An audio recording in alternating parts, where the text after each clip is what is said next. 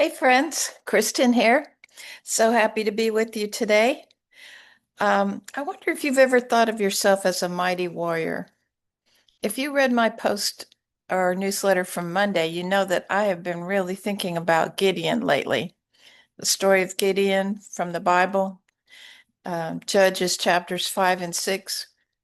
If you haven't read that story lately, you might be really interested to read it because there's so much in it that could give you messages about living your life today.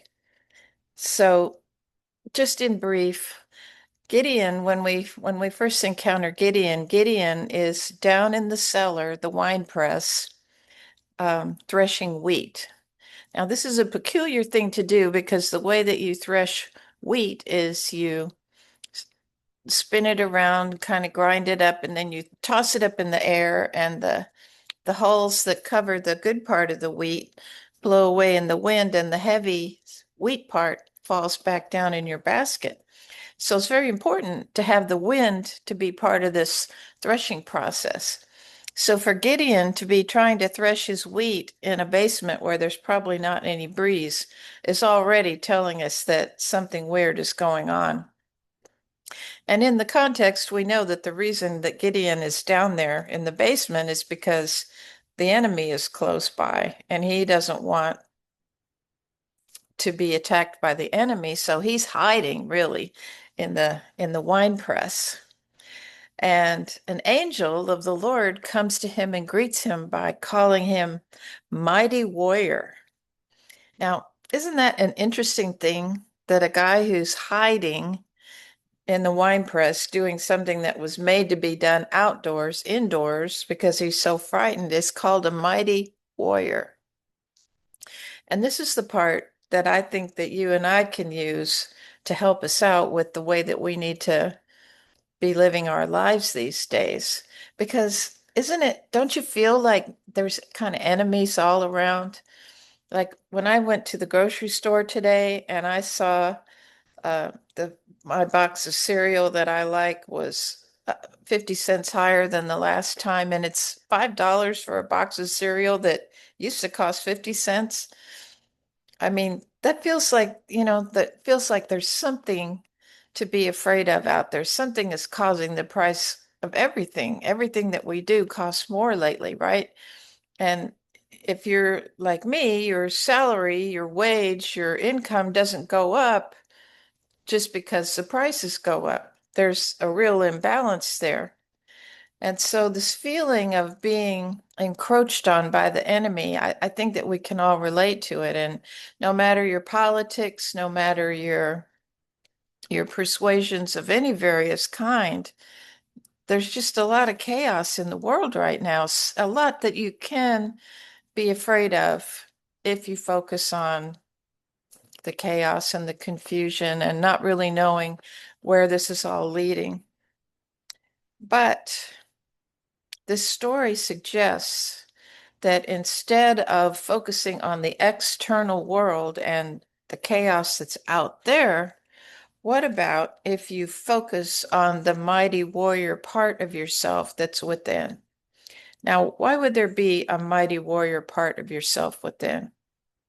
Well, this kind of gets into spiritual beliefs, and so we may have to agree to disagree, but I want to let you know that in terms of being a radiantly alive woman, finding that part of yourself that is a mighty warrior is part of the way that you begin to have a stance toward your life that allows you to be filled with light, filled with hope, filled with joy because your orientation is not to the external, to the chaotic, to what you can't predict, what you can't control, but rather is oriented toward this feeling of vitality and aliveness that comes from your authentic self. It's the thing that breathes your breath and beats your heart. It's the thing that will restore you and renew you when you're deeply connected to it. And that's why I've been so excited over the past year as this vision of what it means to be a radiantly alive woman has grown in my own vision for my own life. And it's what motivates me to come and talk to you in my text messages and in my videos so that you have the benefit of the exploration that I've been doing, and you can tune into your own radiant aliveness and begin to orient yourself not to the external chaotic world, but to the internal, consistent, eternal world that your physical life rises up out of. So, what happens next to Gideon? He is convinced to leave the basement and go out on the battlefield. What happens when he gets out there? Well, he has 22,000, I think it is, troops.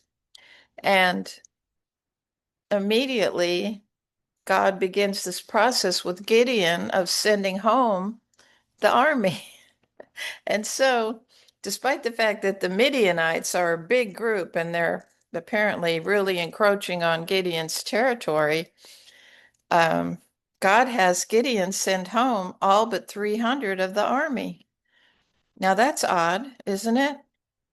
When you're oriented to the external world, you know that you need a bigger army than the army you're facing in order to win the battle normally. And that includes resources, ammunition, and firearms, and whatever it is.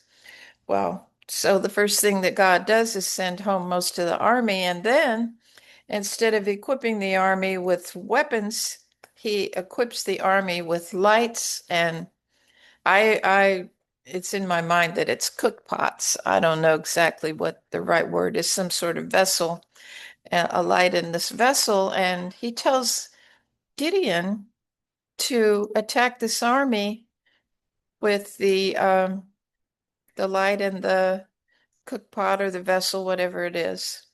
So I guess Gideon and his second in command, they sneak up to the enemy camp and they hear some of the enemy talking about a dream that they had where they ran away. And so somewhat encouraged by the fact that the enemy is dreaming about running away, Gideon and his little army of 300, they go in the night and they surround the Midianites the best they can with their little group of men, and send them um, they send them the lights and the noises and everything, and the Midianites are frightened and they run away. And this is an amazing thing. I think that it's fair to say that it would be classified as a miracle, no matter who.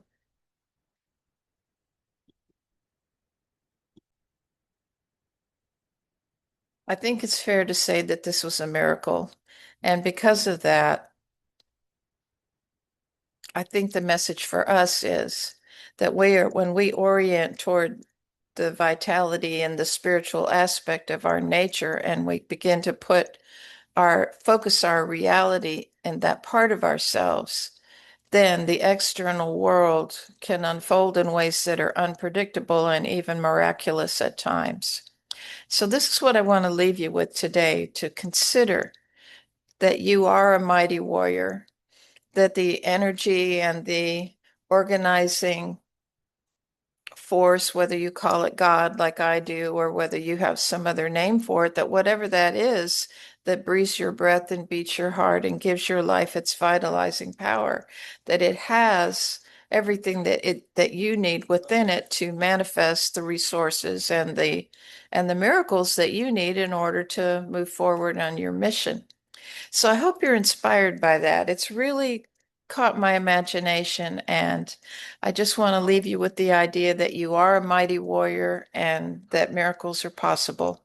So take that and have a great day. I'll see you soon.